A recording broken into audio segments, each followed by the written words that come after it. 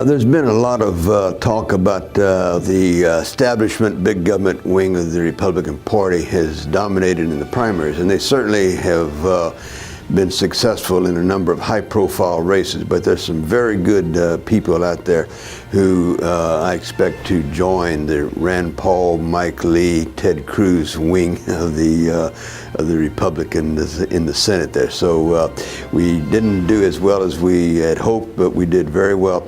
And one of the mistakes that conservatives make is that they think that everything depends upon winning primaries. Not so. Our main purpose for us being involved in politics is to change America. And if we can do that by changing people who are already holding office, we're winning. The Republican Party is significantly more conservative today than it was 5 or 10 years ago.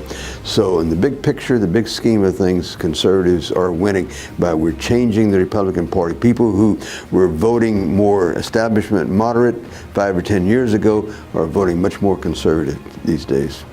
The goal for conservatives is not just to get a majority in the Senate of 51 seats, because if that's all the Republicans are able to do with this political environment, the Republican Party is in serious trouble, because in 2 years the political map does not favor them, and they're going to be fighting many Senate seats in blue states, Democrat states.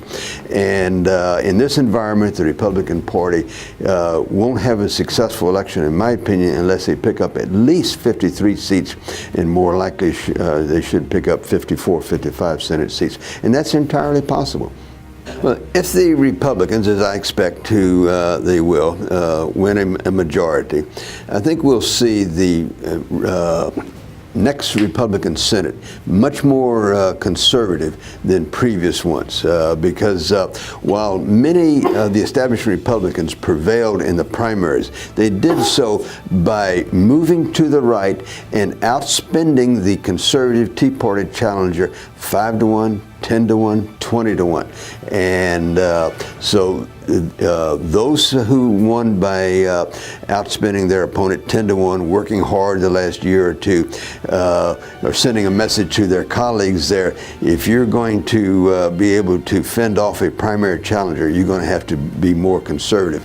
So I think that we'll see a fairly conservative Senate, even though we didn't prevail as much as we would have liked in these primaries.